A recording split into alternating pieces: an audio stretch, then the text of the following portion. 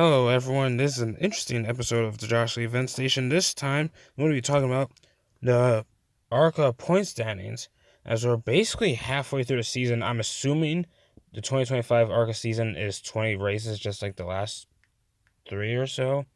I don't know. I could be wrong on that. I'll check it after, but right now, I'm going to be checking out the point standings for the ARCA series. Because my goodness, I've been watching most of these races. I haven't really been able to watch them when they happen because they're on channels I just don't have. But it is what it is. I still wait it out. I'm fine with just checking out highlights. I still have fun watching the full race replay, even when I spoil myself by watching the highlights. So I'm gonna go quickly with this sort of. And I'm sort of gonna be bouncing around. I was gonna go top to bottom or bottom up. I couldn't really decide. So let's just do this. Now, the thing about ARCA, there's been a story of ARCA for years now. Basically, usually there's only about 10 or so drivers, or even less than 10 or so drivers that run the entire ARCA season. It is what it is, especially with money. Like the money, the cost to run these things, but then the money in return, it just it's completely lopsided, which is why you only have like 5 or 6 guys in a given year. Like, at least in the 2020s, you'd have like 5 or 6 drivers in a given year run the entire ARCA season. It is what it is. I mean, it's still fun to kind of watch because certain guys that just pop in and out at a given time in ARCA. So, isn't the worst. It's still kind of fun. But anyway, I'm going to go through it because this is interesting. Especially, I was trying to find the winners because I'm looking at racerreps.com to look at this. And on the phone, it's not exactly ideal. It's very squinted, but I'll try my best. So, starting off here, where do I even start? You know what? Let me think about this. Daytona was won by Butterbean. They call him Butterbean Queen. I'm the one who say it like that, but Butterbean Brennan Queen, driving for Pinnacle Racing Group. For those who don't know, I don't know when they started racing in ARCA, but they've always seemed to have a decent. They always seem to have a decent team for the most part. As Connor Zilic made a few starts for him in 2023 and so on. And now, well, I don't think they had any. Yeah, sorry. Zilic was part time in 2024 as well. They finally have a guy going full time with them, Brendan Queen, which I know about because I started watching a car store in 2024. I didn't really watch much of the car store at all until about 2024. And I saw Brendan Queen, and I thought, seems to be a pretty interesting driver. Don't know too much about him, but it was pretty cool to see him start in ARCA this year. Wasn't sure how he was going to do because I only know him for the car tour, which is basically on the short tracks. So I'm never really sure how they're going to do when they transition over to ARCA or trucks or whatever. So cool to see. And no, actually, not even just that. I thought, I don't know, I didn't think he would suck this year, but I didn't expect him to win 4 races. And by the way, we're 10 races and now 20, like I just said before. That is amazing. So props to him. Also, it's a really good team. So, perfect combo and anything, and 3 poles. So the guy is just straight up fast. So there's that. And by the way, 8 top 5s, 8 top 10s. So the dude's just pretty much unstoppable stats wise. Now I know for some races, the car counts are probably pretty small. I'm gonna have to guess. Actually, looking through Brendan Queen's thing. Actually, okay, you know what? No, not really, because I'm looking through Brendan Queen's profile. Not profile, but his stats here. Clicked on whatever. Basically showing the stats of the 10 races, and it shows the car counts next to the tracks. And none of the ARCA races this year are less than 20. Less than 24. So every single ARCA race so far this year has had at least 24 cars, which honestly it's better than what the NASCAR Canada Series is doing. I'll save that for another video though. So he's just doing amazing. Like, it's just amazing to me. His average star is 3.8, so the dude's just absolutely fast. 5.5 is an average finish. So yeah, dude's just great. Not much to say there. Like, amazing season. There's still a chance, though. There is still a chance, points wise, for some of his full-time competitors to top him. Though only like 2 of them really have a shot against him. when I think about it, because my goodness. So Lawless Allen, let's talk about him in a second. I guess I'm going up to down. But Lawless Allen winning Talladega, honestly, yeah, pretty cool. Especially given how, like, I made videos. I think I made a video top 5 worst truck series drivers of 2023, which had Lawless Allen in it.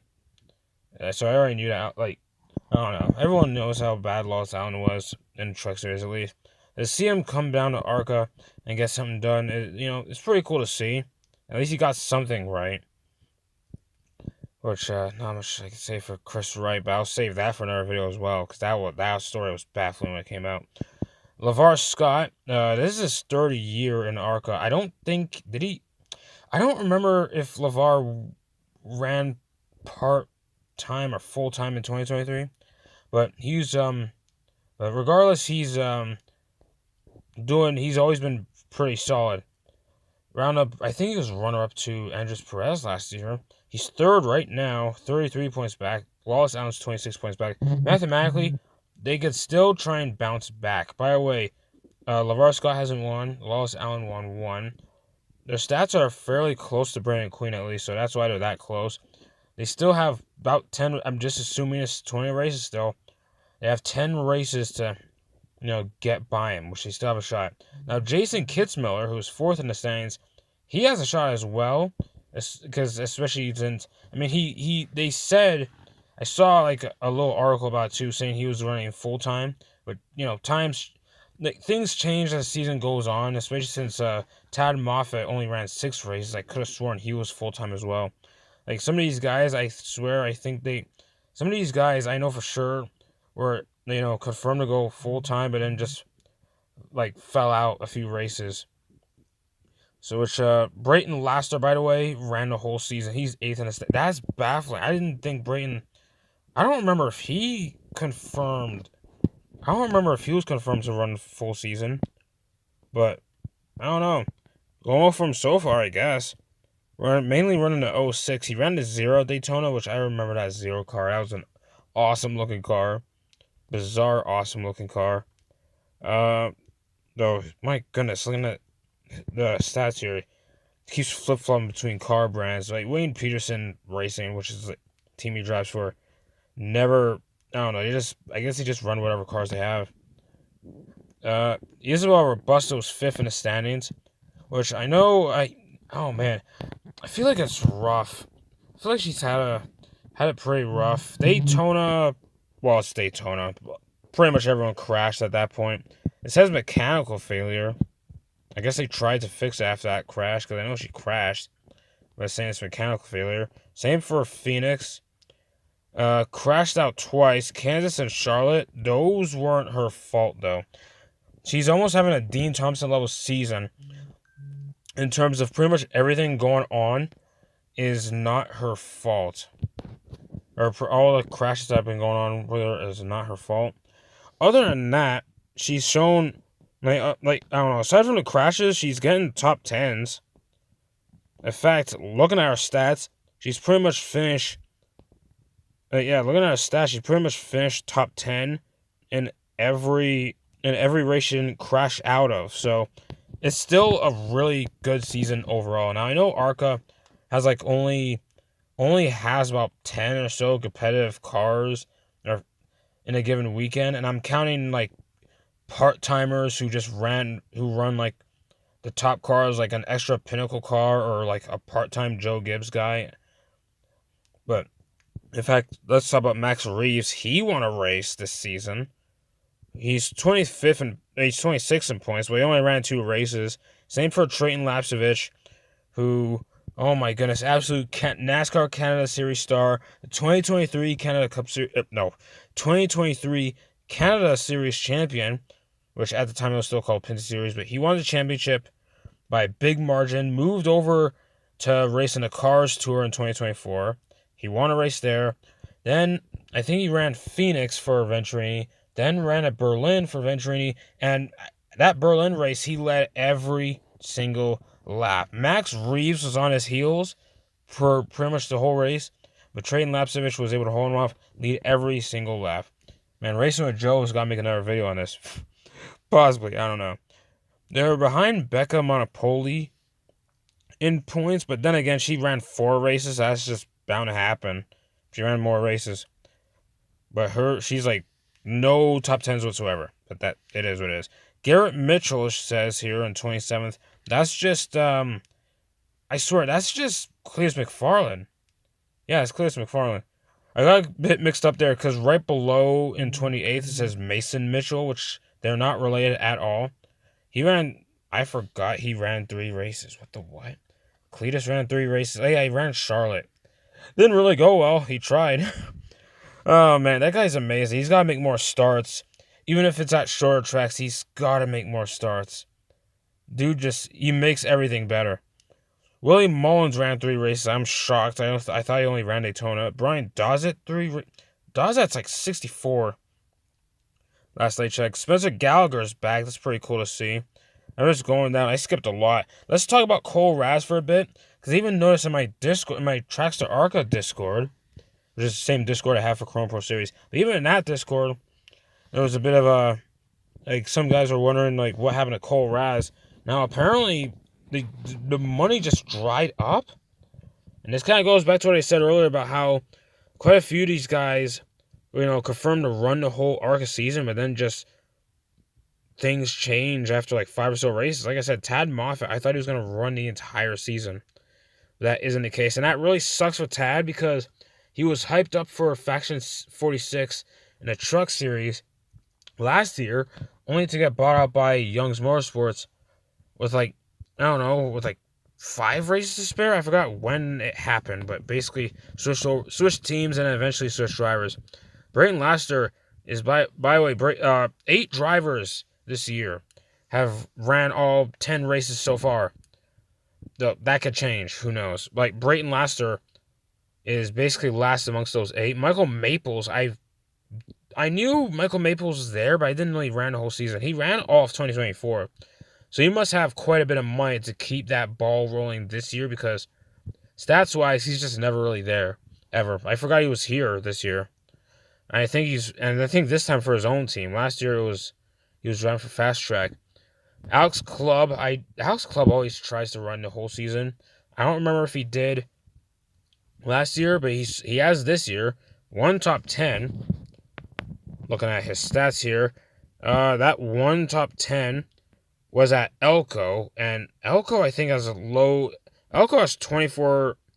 Well, Elko has 24 cars. You know what? The fact that he managed a top 10, even if it is like 24 cars and it's like Elko, that's props, especially given how small his team is.